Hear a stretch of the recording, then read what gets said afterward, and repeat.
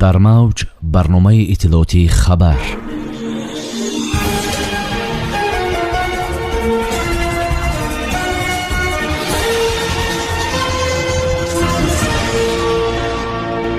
بیش از 12,000 دلار گرفتند و به دانشگاه داخل نکردند. قلابی جوانانی دوشنبه. ترمه عظیم راهی دوشنبه خوجند را بست. 25 ماشین در بند ترمه ماند. فوجیه در پنجکент. هلاکت 4 تن در پی زهرآلود دو تاشان برادر بودند. معلوم شد که ایران حکومت طالبان را اعتراف میکند. سرمایه‌گذاران روس در افغانستان کارخانه تولید سیمنت میسازند. با شرح بیشترین خبر و رویدادها با شما هستم. مرتبه رحمان و سلام. طالبان بیش از 12,000 دلاری مردم را از خود کردند و با وعدهشان برای داخل کردن به دانشگاه وفا نکردند. بنا به گزارش وزارت کارهای داخلی در حالت یکم به شعبه وزارت کارهای داخلی 2 در ناحیه سینو با عریضه زنی 33 ساله ساکن ناحیه فیض‌آباد مراجعت نموده است. او شکایت کرده است که ماه ایون سال 2021 هنگامی در نزد بینای مرکز سودای سعادتی پایتخت قرار داشتنش زن و مرد 31 ساله ساکنان پایتخت با راه فریب با باوریش درآمده از او 2600 دلار آمریکایی گرفتند. آنها وعده دادند که دخترش را به دانشگاه داخل میکنند، اما نامبردگان مبلغ پولی را به منفعت شخصیشان صرف نمودند. همزمان خودی آنها با همین راه ماه ایون سال 2021 در نزد بینای مرکز سودای سعادت با باوری جوانی 20 ساله ساکن پایتخت درآمده از 6500 دلار آمریکایی گرفتند و با او نیز وعده دادند که او را به دانشگاه داخل میکنند، اما با وعدهشان وفا نکردند. همچنین نامبردگان باز با همین راه ماه ایون سال 2021 در نزد بینای مرکز سودای سعادت با باوری مردی 51 ساله ساکن پایتخت درآمده از 3000 دلار آمریکایی گرفتند.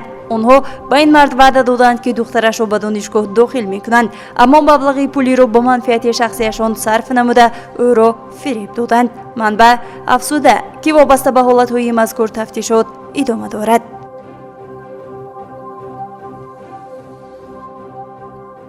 شب 3 ینور در مسیر دوشنبه چنوق ترمه عظیم فرآمده است که در نتیجه حرکت نقلیه طریق این راه پوره بسته شد. شرکت ایرز که مسئول نگاهبین و جمع‌آوری پل یگانه راهی بین پایتخت و شمال کشور می باشد میگوید روز گذشته در این مسیر ترمه فروری زیاد صورت گرفت که در نتیجه دستی کم 25 ماشین در بند ترمه مانده است.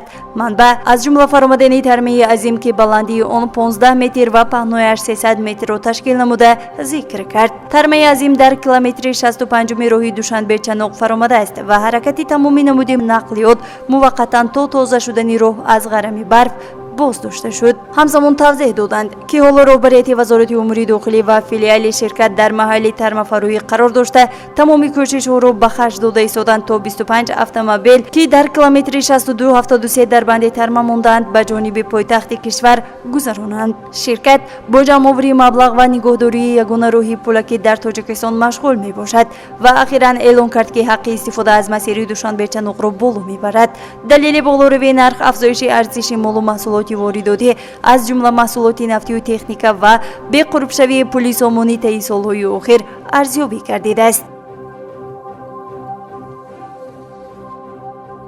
در کنی انگشت در نزدیکی موضع چاхон 4 ساکن پنجکент از اکسید کربن زهرآلود شده جان باختند. خبر می‌دهد کمیته حالت‌های فوق‌العاده.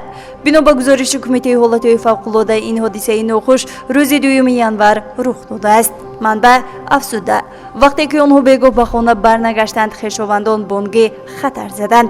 آنها ساعت 23 دقیقه به جای حادثه رسیده با استفاده از ریسپیراتورها به صحرا وارد شده جسد هلاک شده ها را به بیرون برآوردند. هلاک شدگان 33 38 51 و 54 سال داشته صاحب عائله و فرزندان بودند. کمیته حالات فوق‌العاده میگوید برای روشن کردن جزئیات این صدمه گروهی فوری تفتیشاتی در جای حادثه فعالیت دارد.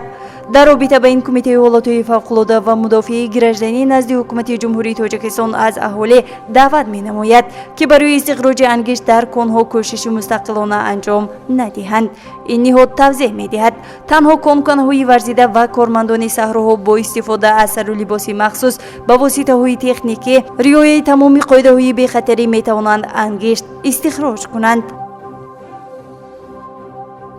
ایران تا زمان تأسیس حکومت فراگیر دولت کنونی طالبان را اعتراف نخواهد کرد. گفت سفیر ایران در افغانستان بهادر امینیان در صحبت با طلوع نیوز. امینیان باور دارد که در این صورت نه تنها تهران خود طالبان را به رسمیت نمیشناسد، بلکه روسیه، چین، کشورهای آسیای مرکزی و تعدادی از کشورهای عربی را به این کار وادار خواهد کرد. این مولا سمنگانی معاون سخنگوی طالبان این برخورد را مداخله و امور داخلی کشور خواند. وی سوالگزاری کرد که آیا کابینه ایران به چنین معیارهای فراگیر موافقت میکند و گفت که هر کشور آنها را خودش معین مینماید. یادآور میشویم که اوایل ماه اوگوست طالبان حمله خود را علیه نیروهای دولتی افغانستان پرزور کرده روز 15 اوگوست وارد کابل شدند و روز دیگر اعلام کردند که جنگ به پایان رسیده است. 2 هفته آخر ماه اوگوست از فرودگاه کابل که تحت حفاظت نظامیان آمریکایی بود، کوچانیدن عمومی شهروندان غربی و افغانهایی که با آنها همکاری داشتند صورت گرفت. شب 31 اوگوست نظامیان آمریکایی فرودگاه کابل را ترک کرده به حضور تقریبا 20 ساله نظامی آمریکا در افغانستان خاتمه دادند. اولی ماه سپتامبر هیئت حکومت موقت افغانستان با سرداری محمد حسن آخوند که در دوره حکمرانی یکمی طالبان وزیر کارهای خارجی بود اعلام کرده شد. طالبان در کابل با سرمایه گذاران روس که به صنعت افغانستان توجه خاص دارند ملاقات کردند. خبر می‌دهد سخنگوی اینومولو سمنگانی. با گفته نمایندگان طالبان شرکت کنندگان جلسه مسئله‌های استخراج معدن‌های فایده‌ناک، ساختمان کارخانه‌های کارکردی نفت و گاز، اینچنین زوادهای استحصالی آمیخته را مفصل بررسی کردند. علاوه بر این در جلسه مسئله تأسیس کارخانه تولید سیمنت مطرح شدند. با گفته سمنگانی سرمایه‌گذاران روس با سرمایه‌گذاری در این ساحه اظهار توجه کردند. حنفی ذکر کرده است که برای سرمایه‌گذاری در افغانستان شرایط مساعد وجود دارد. در همینجا رسیدیم به فرجام برنامه اطلاعاتی خبر. تا برنامه‌های دیگر تنسیت و پیروز باشید. خیر. برنامه اطلاعاتی خبر از رویدادهای تاجیکستان، منطقه و جهان آگاه باش.